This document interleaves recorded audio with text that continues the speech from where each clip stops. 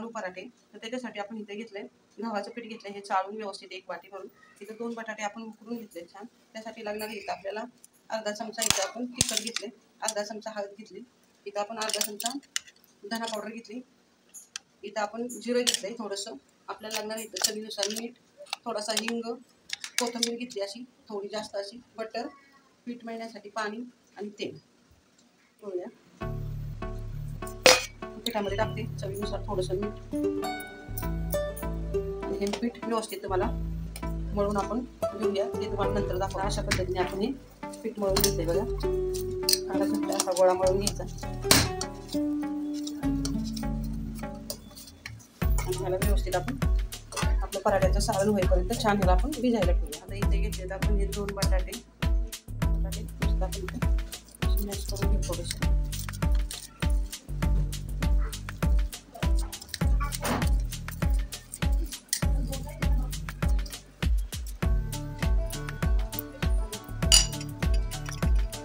लाल तिखट, धना पावडर, हळद, जिरं, थोडासा हिंग, कोथिंबीर आणि चवीनुसार मीठ. तुम्हाला आवडल्यास तुम्ही त्यात हिरवी मिरची पण टाकू शकता. हाताने काढून घेऊया.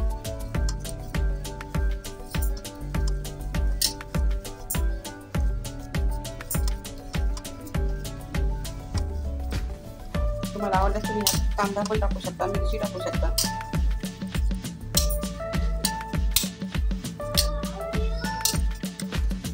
आपले सारण तयार झाले, मस्त कलर आला त्याला. आपलं पीठ पण छान दिसते, बघू शकता तुम्ही गव्हाचं. इथं बटाट्याचं सारण पण आपलं तयार झाले. लावण्यासाठी आपण इथं पिठी घेतली आणि आपल्याला हे बटर लागणार आहे ते पण आपण इथे घेतले. आता आपण पराठा लाटायला घेऊया. थोडं हाताला आपण तेल लावून घेऊया.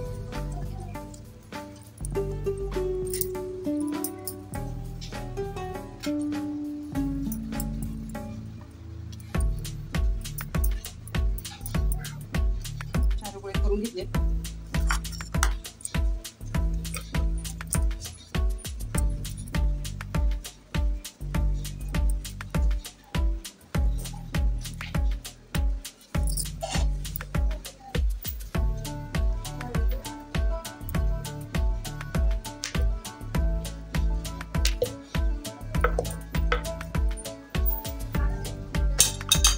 अशा प्रकारे आपण 2 पोळ्या लाटून घ्यायच्या. ह्या 2 पोळ्या लाटून घेऊ आपण पहिले.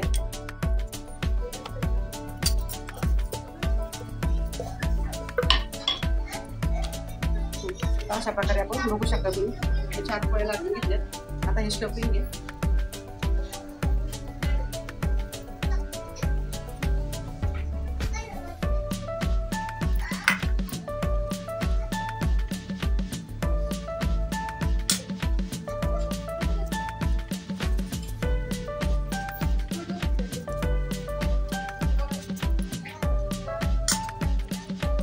आपण तेलाचा हात घेतोय म्हणजे आपलं स्टफिंग छान व्यवस्थित इथं पसरवता येईल.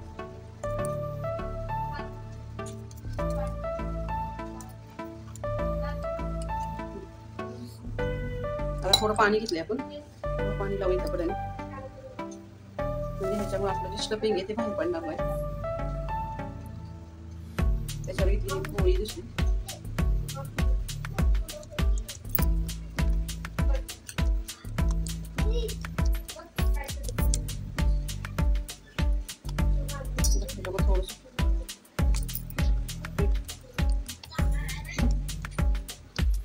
व्यवस्थित झाला आपण इथे दाबून घेतले.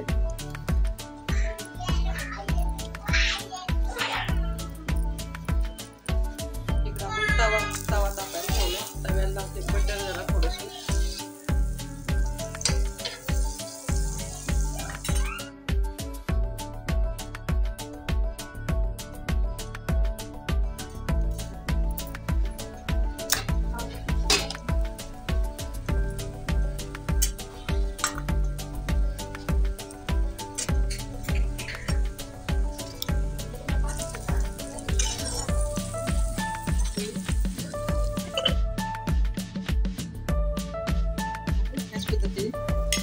भरून घेऊया.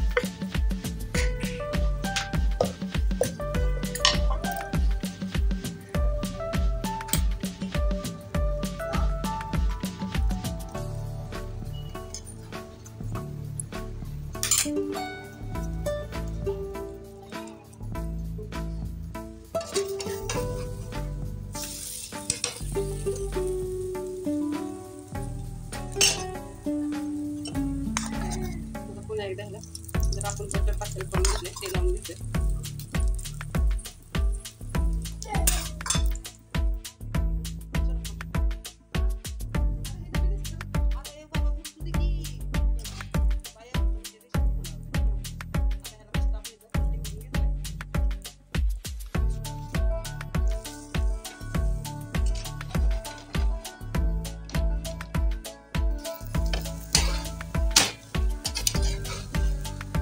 बघू शकता आपला एक नवीन पद्धतीने आलू पराठा तयार झालेला आहे.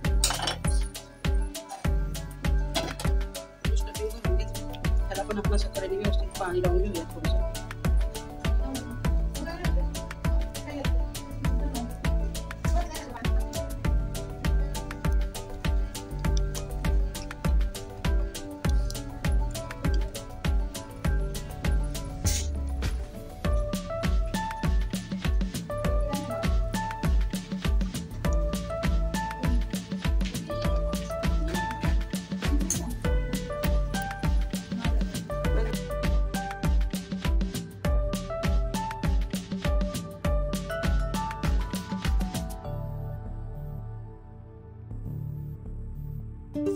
अशा पद्धतीने याला बटर लावून छान आपण दोन्ही बाजूने मस्त भाजून घेऊया.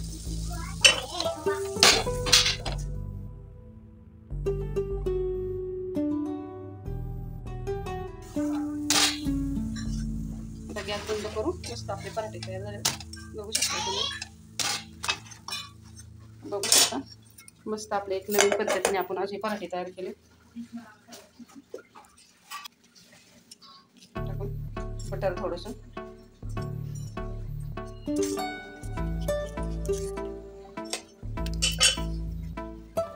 तर बघू शकता मस्त आपले पराठे तयार झाले. एकदम सगळीकडे आपलं स्टफिंग छान बसलेलं आहे. अशा पद्धतीने झटपट आपण पराठे घरी करू शकतो. आणि असे वेगवेगळ्या पद्धतीने हे पराठे केले की खूप छान लागतात. त्याचं स्टफिंग छान बसतं पण त्यामुळे खायला पण छान खरंच लागत एकदम. ह्याच्यावर बटर जास्त टाकायचं आपण. आणि जर माझी रेसिपी तुम्हाला ही आवडली असेल तर पटकन माझ्या चॅनलला सबस्क्राईब करा, शेअर करा, कमेंट करा. धन्यवाद.